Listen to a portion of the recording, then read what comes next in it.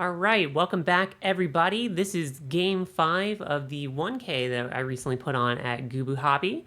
This is going to be a game of another dragon deck. I'm actually not sure if this is either a Dragobox deck or kind of more of a classic build, but we do have Hop Snorlax on the bottom. So you see our player on top with the dragons starting off with Kyurem. So at least something a little bit different about this deck. Unfortunately, the Kyurem's not going to be super helpful for them in this match, I don't believe. Then again, the Hop Snorlax player might be running Colress Tenacity. So in case you don't know, that Kyurem can requires a lot of energy to actually be able to use its attack regularly. I believe it's a fire, water, and then 3 colorless. Might need a metal in there as well.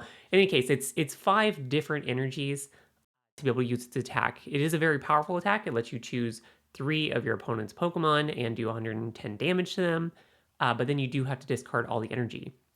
However, if your opponent does have a card that has Colress in the name in the discard pile, then you can use that attack for just 1 colorless. Again, that does require your opponent to actually use a card with Colress in the name. There are lots that are in the format. You got Colress Tenacity, just plain old Colress Experiment. And I did see a Colress Tenacity in our colorless player's deck, so there is some potential to use this Kyurem later on, but it's definitely not the Pokemon that you pretty much ever want to be starting with. In any case, looks like our dragon player does just put down, I think, an air balloon and then passes the turn. On the opposite side, Fan Rotom is starting off in the active and using that fan call, so going to be able to find 3 colorless Pokemon that have 100 HP or less. Looks like does just find Squovent and the Bidoof. So already our colorless player is showing off just what colorless can do. It's got a lot of ability to get itself set up, capturing energy also going down to help our player find more Pokemon from the deck. What's kind of interesting about this Hops Snorlax deck is it's actually got 2 different Snorlax that can run. So you do have Hop Snorlax, as I kind of just talked about, but then you have regular old Snorlax. So it's our kind of beloved thumping Snorlax, the classic one from Lost Origin that puts itself to sleep. It's a big old beefy guy that does a lot of damage, and now you've got 2 of them. GLC is typically a singleton format. Well, it's not typically, it is a singleton format, but in this case, Hop Snorlax and Snorlax are 2 different cards, 2 different names, so you're able to use both of those Snorlax in the deck. So a Ranguru coming out from capturing our energy. So now our colorless player already starting to set up that powerful draw engine that colorless is known for. It's one of the reasons that colorless has pretty much been a dominant type for most of GLC's lifespan. Definitely maybe kind of fallen off slightly recently. I do think that's maybe partially because there's some new decks that people have figured out a little bit, but also the banning of Twin Energy as well as the double colorless energy has really hurt the power of this deck. Used to be that you had 3 different energies, I guess 4 actually if you count counter energy, that you could rely on, but now you just have double colorless, which also has a downside. So Iono is what's found off of Squovent. So did get to reset their opponent's hand. It's kind of one of those situations where maybe a little questionable. So your opponent on their previous turn was going first, so maybe they had a fantastic supporter they could have played next turn, but they, I think, just attached Air Balloon and passed. The decent indicator that maybe their hand is not the best. So it could have been a situation where even though you, I mean, I get why you want to play the Iono, you have 1 card in hand, you're going to get to draw 6, but you do have a Ranguru down. It might be better, like you're in the stronger position, I think, already. I guess at the same time, you don't really have an attacker down, so I don't know. We'll see how this plays out for our player, but yeah, it's one of those things you need to be considering before you play something like an Iono is, how has my opponent been playing? If they give me indications that they have a strong hand? Am I worried about resources in their hand? How badly do I need to get those resources myself? Like I said, kind of kind of an interesting dynamic that comes out when you use those cards. But Kangaskhan going down on the bench, so having that as an attacker that can be used later when this Phantom Rotom potentially gets KO'd, and then using that attack for 70. Festival Grounds getting bumped for the Stormy Mountain. So down comes the Raging Bolt, out comes Dradagon. Wow, all the Pokemon suddenly coming right out of the deck. Mysterious Treasure finding even more Pokemon as well. So it definitely seems like this Iono pretty much sent this player right into all of their Pokemon. Regidrago also coming down. I'm pretty sure this Kyurem has a 2 retreat cost. I can't really tell actually looking at it, but assuming it does, I think the player has 1 card in hand, so we'll likely see him retreat into that Regidrago, use Dragon Horde to refill up the hand to 4 cards, and then hopefully keep going. They did also get an energy attachment, so actually Guzma instead, looks like they want to potentially target down this Oranguru or at least trap it in the active. Gonna be able to draw 4 cards off of it. Like Silent Lab, Adventure Bag, and 2 other cards that I didn't quite see, so not incredible options to find there. It is some cards that you can play from your hand, so you can potentially thin out a little bit next turn, draw some additional cards from Regidrago, and then see where you can go from there. But both players not having at least the most explosive starts. So Powerful Energy going down on Kangaskhan. It's going to allow it to do a little bit more damage later on, and then just using the Mala, not discarding any cards. So Rotom, Fan Rotom coming back up. Might just be doing another 70 damage. Does just have, looks like Buddy Buddy Poffin and maybe a couple other cards that they can't really play. So might as well use that Nest Dash. They'll shuffle those cards and put them back on the bottom. Find 1 more and then be able to draw 2 more off of Oranguru. So our player does want to, they filled up their bench. It was maybe, so when they were setting up the play, they had Kramer in hand, they had Fan Rotom. Might have been a mistake to go ahead and bench the Cramorant. Maybe the reason they did that was because they knew they were going to go for their Squovent most likely. But even still, there was nothing forcing you to make that decision right away. It did make you fill up your bench, but bench being whittled down a little bit, so Cramorant going to the discard. Gonna have to make a tough choice between any of these other Pokemon. Debating Oranguru, which makes me think that maybe he's got a way to find the Bibarel. Oranguru, right now, it's your only way to draw cards since you don't have the Bidoof evolved. It's not really doing anything for you. So ultimately does opt for that Bidoof. Turbo Energize going down. Dragon about to be very threatening after this turn. But first off, Stormy Mountain. Player will probably be thinning down the hand as much as you can to use that Dragon's Horde before he goes ahead and uses Turbo Energize. So Silent Lab also plopping down, shutting off all of those basic Pokemon that can draw. So no more Nest Dash, no more Instruct.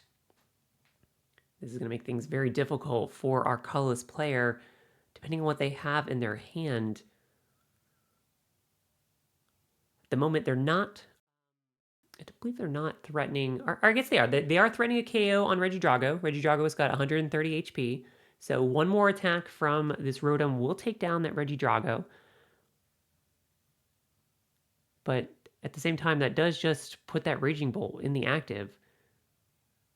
There is no bench barrier in this deck. So there's nothing to protect you against that Raging Bolt. With 3 energies attached, it's doing 90 damage, so it's able to just target down, a fair number of the Pokemon that are sitting on your bench. I guess actually at the moment it's just hitting Squovent for a KO or the Rotom. But Winona going down, it's kind of unfortunate. I'm guessing our player must have top decked that. I seriously doubt he would have gotten rid of the Bidoof if he had Winona in hand.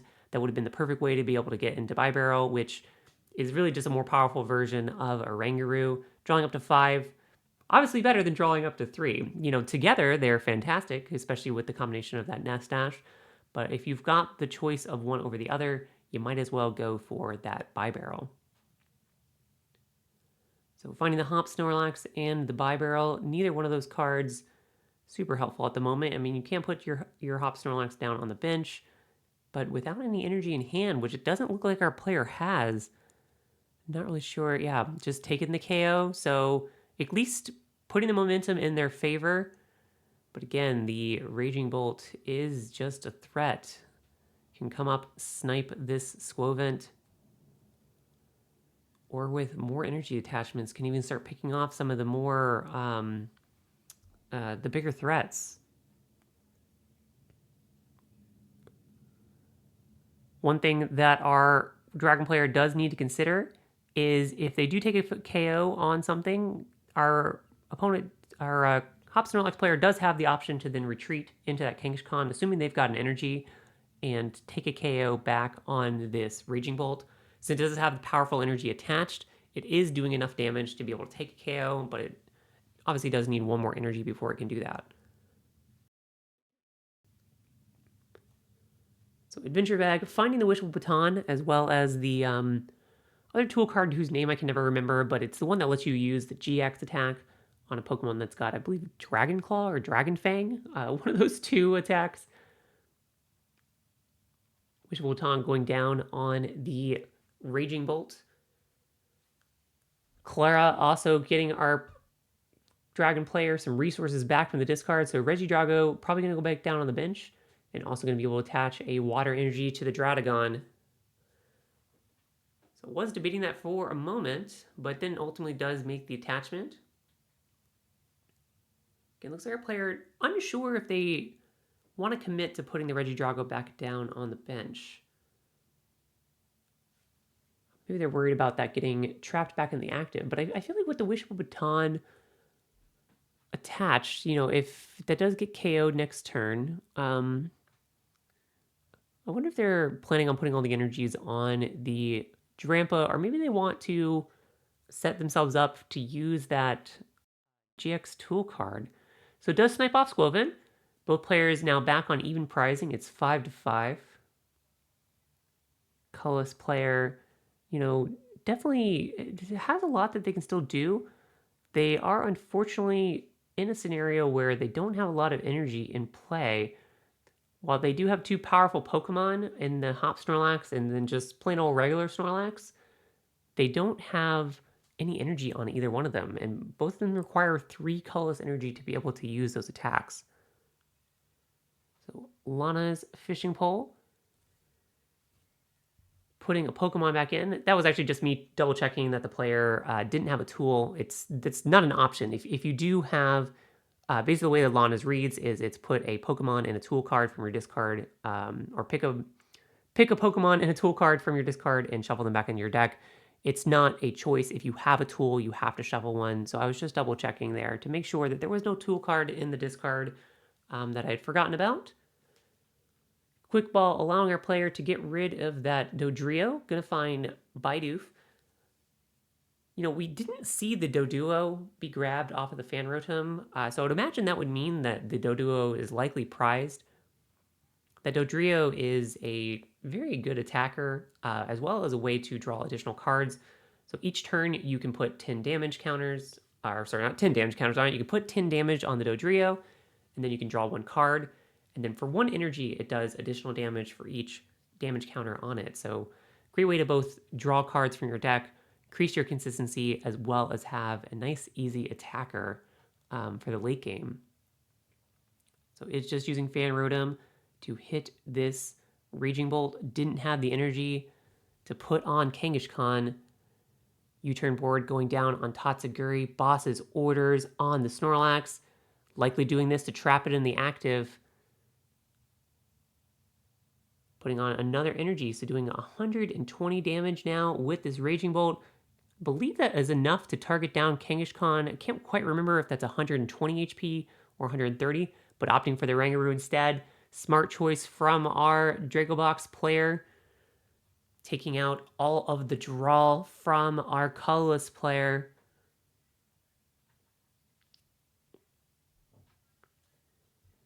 Something that's kind of unfortunate for our colorless player. We know they have the Bidoof, which normally would be protected from this Raging Bolt. It's got that carefree continence that allows it to not take damage when it's on the bench, But unfortunately for them, they've got the Silent Lab in play. They did have Floatstone in hand, though, so going to be able to go up with Fan Rotom. Bidoof coming down, since this Raging Bolt is going to go down. This is allowing them to get that card in play. Unfortunately for them, they didn't have any way to shut off the baton, so 3 energies are being retained, going to go down on 3 of their opponents' Pokemon. The question is, what do they want to set up? Do they want to commit everything to the Dragagon? Looks like instead they're opting for the Drampa, probably the safer option there. We do know, again, they've got that tool card in hand to be able to do a lot of damage with that Dragagon, but that is putting a lot of resources on that one Pokemon. So Professor's Letter finding 2 more energies from the deck. So going to be able to power up this Dragagon to come up and probably take a KO this turn. The Silent Lab actually hurts this Hop Snorlax deck a lot. So you lose your Squovent, you lose your Oranguru. Both of the abilities from your Snorlaxes are shut off as well. Even Bidoof. So energy going down on Regidrago. Retreating into Drampa. And our player is going to use that attack to take the KO. Taking the lead now. 3 prizes for our Dragobox versus 4 for Hop Snorlax. Both players taking KOs turn after turn. So Bibarrel is evolving. Also has the Nest Ball. Not really sure there's any more Pokemon left in the deck, so player might just be either thinning out or double checking the resources they have. But I believe all their Pokemon are either in the discard or in play. So it does fail the Nest Ball. Does have Kangaskhan, so going to be able to come up with the Kangaskhan, or sorry, does have Floatstone, so going to be able to retreat into that Kangaskhan and take the KO with Rally Back. Their opponent did take a prize or take a KO last turn, so going to be able to use that revenge style attack. But without what they need this turn is to get an energy in play. Without the ability to put an energy into play this turn, they are really, really struggling. Are going to be able to draw 5 cards off a Bibarrel, so there's a good chance they will find something. Do have a basic energy, so again, not nothing. Ooh, also Turbo Energize. So that actually proposes an interesting question. Turbo Energize would allow you to accelerate more energies, which you do need. However, you are then just leaving this Drampa. I don't think Drampa is doing enough damage to take a KO on the Snorlax. I would do 140 damage, which isn't enough to take the KO. However, it does shut you off from ever being able to use the attack on that Hop Snorlax. Since Hop Snorlax does do recoil damage to itself when it swings, it would just basically KO itself if that's the route that you went. Looks like our player is debating on Hop's Choice Band. Unfortunately, since they put the Floatstone on the Snorlax, it's not useful there. Still a great card to be able to put on Cramorant. Allows the Cramorant to attack for free. So your opponent is just on... I mean, honestly, this would be the situation to do it. If you've got the ability to get your Cramorant, then go ahead and maybe grab that back from the discard, take the KO on the Drampa that way. It's like after this turn, your Cramorant is not going to be useful anymore. It can only attack when your opponent is at 3 or 4 prize cards remaining. So it looks like that is what the player is opting for, grabbing that Rescue Stretcher as well as Hop's Choice Band. This is allowing them to retain their Kangaskhan for an upcoming turn. They do know their opponent has a Fire Energy in hand.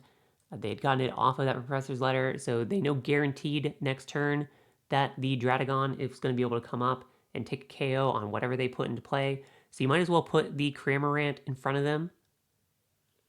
Again, that's a Pokemon that's not going to be useful after this turn. Down goes Hop's Choice Band. Again, does make this Cramorant able to attack for free. Don't think there's too much else that our player can do besides just attach an energy. So going to opt to put that on their just regular Snorlax. Here comes the retreat. Up comes Cramorant.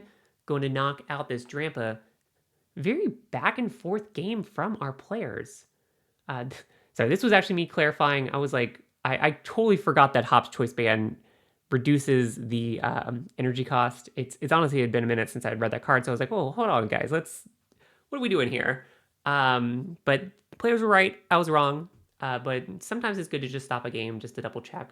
I'd rather do that and be a little silly, be a little bit wrong about a card that I didn't quite remember, than to allow something to go through and miss that entirely. So Crispin coming out from our Dragon player. Going to be able to attach an energy with Crispin and then put one more into the hand. So looks like our Dragon player is setting themselves back up to be in a very commanding position. This turn, they will probably put one down on the Regidrago, and then I would guess they're going to power up their Dradagon. So Dradagon will be able to come up and maybe take a KO on this Cramorant. That will then allow their opponent to come up with their Kangaskhan, most likely, and take a KO back. But then you can come right back up and attack with Regidrago.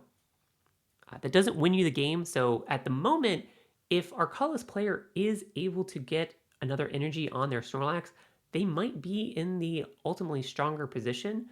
I guess actually let's think about that a little bit. So I was thinking they were only down on 2 left, but they're actually on 3.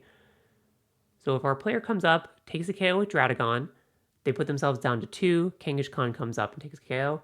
Ooh, opting for the escape rope instead. So they do know this Cramorant is basically useless at this point in the game. So they don't want to take the KO there. They want to force their opponent to give them something else. So it looks like our player is opting for their Hops Snorlax. Will mean they'll lose their pivot Pokemon. Floatstone is now going into the discard, so forces them to just go right up with that Kangaskhan. It's a very smart play from our Dragon player. Allow them to take the KO, leave that worthless Cramorant sitting on the bench rather than taking the KO on that, and taking out one of the threats as well as kind of the utility of that Floatstone. Okay, Fighting Fury Belt going down on Kangaskhan, putting it, gosh, I can't remember if it's got 130 or 120 HP. So that might take it out of range of Regidrago, or it might not. Really kind of depends. Since Regidrago does 160 damage, again, if it is on, I think it is 130. It's a little hard to read from here. So it would be safe. Turbo Energize going down just to thin out the hand so you can draw additional cards. Does find Professor's Letter and their double turbo. So our player does have attackers for next turn. So after they've taken this KO, their Snorlax will be powered up next turn since they have already attached an energy. If they're able to get the Luxurious Cape or some other way to buff the HP of that Snorlax into play, this could wind up being the way that our colorless player takes the lead in ultimately this game. But first up, playing Gladion. Going to be able to choose one of those cards in their prizes. Looks like there's a couple of different things that they might want to grab. Really debating that choice. So yeah, it seems like there's a few different things that they feel like they really need. Ultimately opting for whatever that card was. Unfortunately, we didn't get to see it, so we'll have to find out a little bit later. Again, very close game from both of our players. We've been seeing in this tournament, there was a lot of dominance from this Dragobox player. Or not from this specific Dragobox player, just from Dragobox in general. I mean, this player was doing well. We were putting everybody that on our first table was on the stream here. So generally, you had to be doing well to be able to be on the stream. But yeah, we did have a lot of Dragobox in this tournament. I think this might have been actually the only colorless deck, though. Maybe there was one other one, but colorless was not super popular at this tournament. So Rescue Stretcher getting the Dradagon back, putting an energy onto that Dradagon. Kind of an interesting choice. That means they're not attacking this turn. I guess with the energies they had access to, they didn't have the ability to power up their Regidrago, because Regidrago, I do believe, requires a fire energy. Lightning also not super helpful on the Dradagon either. This becomes one of the times, or one of the ways where this Dragobox deck can be a little bit awkward. If you're not careful with how you're attaching your energies and where you're putting them, you can get yourself in a situation where you wind up having to attach energies to Pokemon that don't really help them. And I believe our player has already used a lot of their resources to find energies from the deck, so ultimately passing and opting to put this Kyurem up as a sacrifice. So I think, okay, so we got Birdkeeper. Gonna be able to switch into the Snorlax and be able to draw 3 cards. Smart play from our Hops Snorlax player. Not only is it drawing them some additional cards, but it's allowing them to guarantee a KO with this Snorlax and save their rally back attacker in that Kangaskhan. So it was debating the double turbo, but it was like, wait a second, I got Professor's Letter. Might as well not nerf its damage. Let me go get some basic energies that I have for my deck. This is allowing me to both thin out my deck as well as power up my Snorlax and do full damage.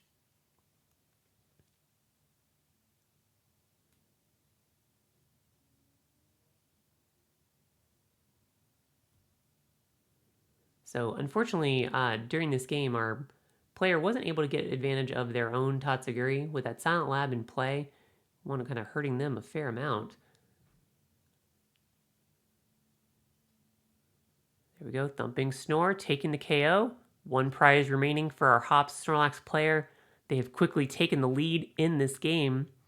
Their Snorlax is still asleep, so unless it gets KO'd or is able to wake up this turn, then it might buy our player the time that they need. Ooh, nice. Full empty hand bicycle, always what you like to see.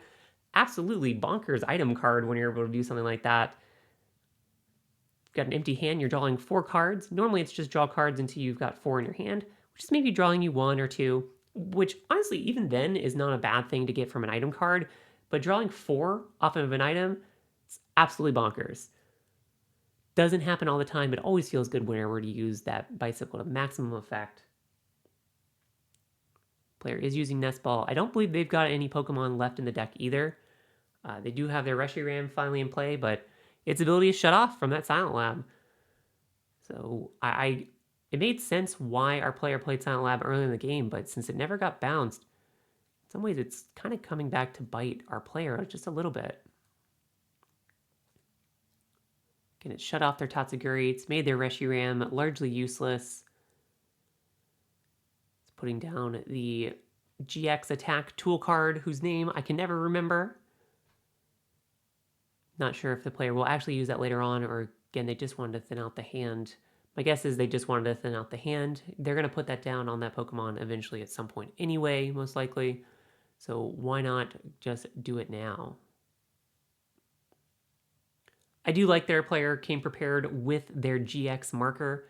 So they were ready. They're like, you know what? I do have a GX attack in my deck. I want to make sure that I'm signaling that to my opponent and can flip that over if and when I use that GX attack. When I first got into GLC, sometimes I would pull out my V-Star marker just to kind of mess with my opponent a little bit. They'd be like, wait, what? You got some kind of V-Star power? And I'm like, maybe, we'll see. There's no harm in pulling it out. There's no rule against that. Our Dragobox player just really looking through, seeing what they've got. They're wanting to know, is there anything that they can do?